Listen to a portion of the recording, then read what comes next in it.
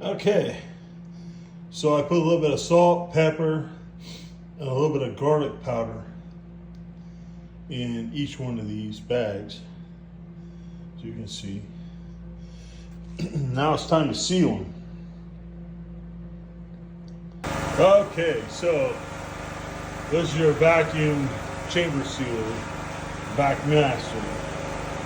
And I got the generator running because it won't run off the 110 in here, because this machine is really got a horse and a half motor in it. So what you do is you turn the power on the side over here. Power.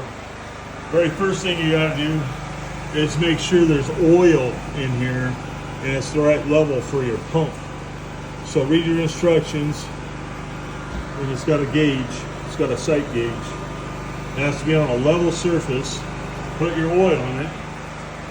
And then on this, for those, on those foil bags, you have to push set, and it goes to vacuum. And you want 20 seconds. Any more, it's just running and running for no reason.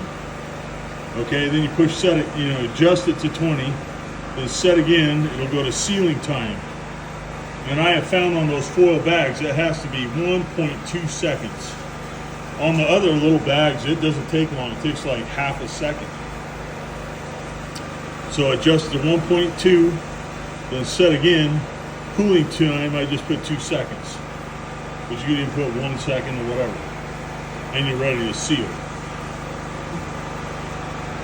We push it one more time, we go to this. That just means it's ready to do something. Okay, so I'm gonna vacuum seal these, and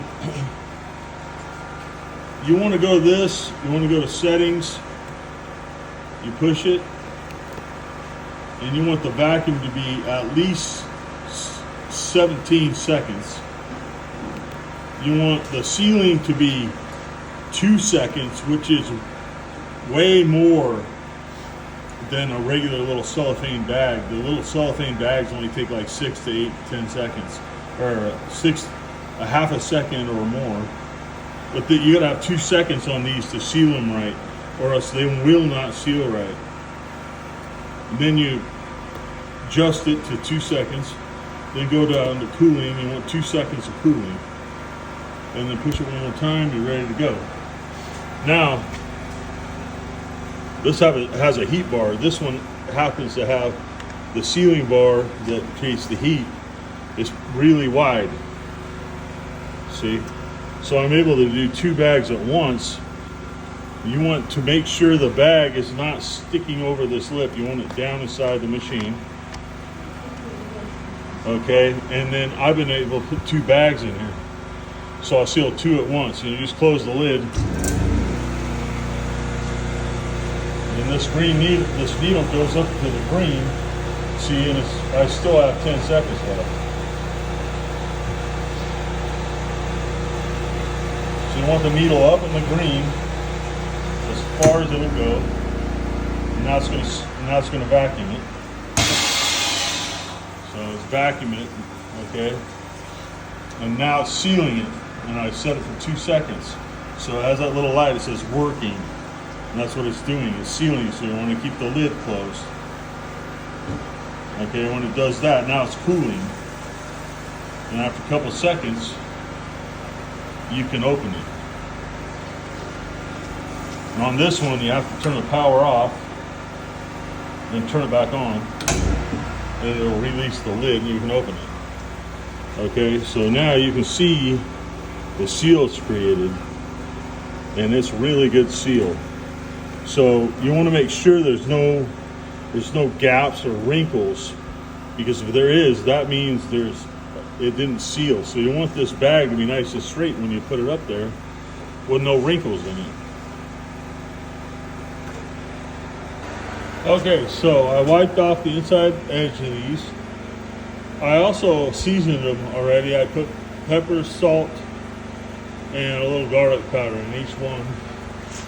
And this sealing bar is wide enough I can put 2 at one time on here. You want to make sure the bags are as flat as you can get them. You don't want the bag to stick past this metal surface, you know, up into where the chamber seals. You want it just inside. In the front of this, I programmed for the vacuum is set for 25 seconds. The sealing time is 2 seconds. Very important. Cooling time 2 seconds. Okay, so it's ready to go. All I have to do is close the lid.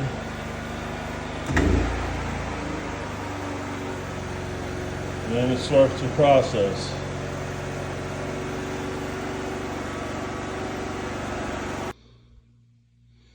Okay, so I took all this meat that I processed and I vacuum sealed all of it, and then I pressure cooked it.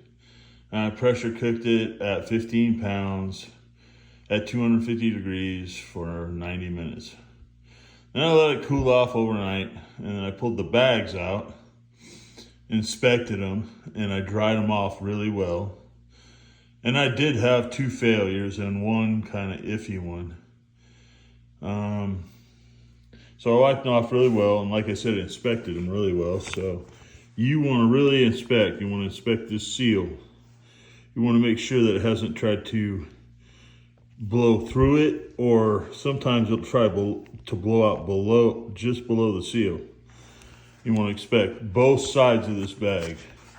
The whole seal, all the way around, both sides. Especially the bottom. Okay? And so if there's any like bulging, or sometimes this gold foil looks like it's all kind of crinkly and almost melted or something. Even if it's not a failure, you want to probably consider that a failure. And if nothing else, you can freeze the bag, you know what I mean? So you could freeze it and then eat it in a week or 2 or whatever, you know, but this looks good everywhere. So then what I did was I labeled it, you know, just with a black marker. So I, you know, I put seasoning in it. So beef hamburger, and I just put the month. And so I will tell you this, okay, on these bags, when you put them in the pressure canner,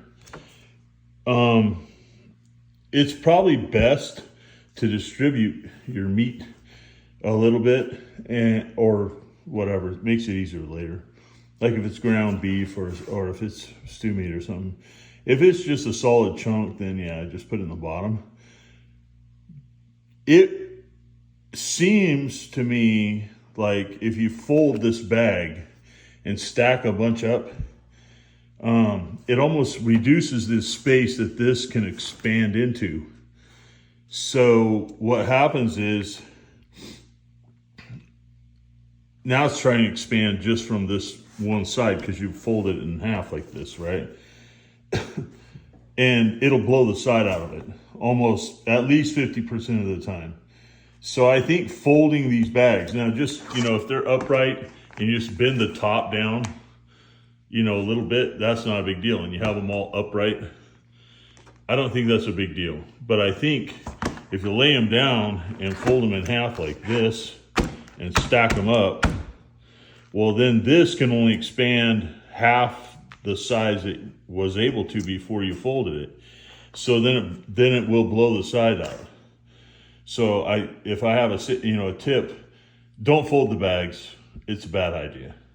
You'll have more failures, you know, than you need. And then, you know, between 3,000 and 7,000 feet, you're supposed to go with 15 pounds of pressure, and you're going to have failures with that. Probably about 20%, maybe 30% of whatever you're canning, you may lose. Just because of the pressure, it's pushing the bag right to the limit. So if you have, you know, if you're at the ocean or somewhere, you're going to can at 10 pounds of pressure at 230 degrees for 90 minutes. If you do that, I think that you'll have a better success rate just because the pressure isn't quite as great. And so that's it. So I dry them off, I label them, and then I put them in. I have respective food tubs that I put them in. So you don't have to refrigerate them, you don't have to freeze them, store them. They're good for a long time.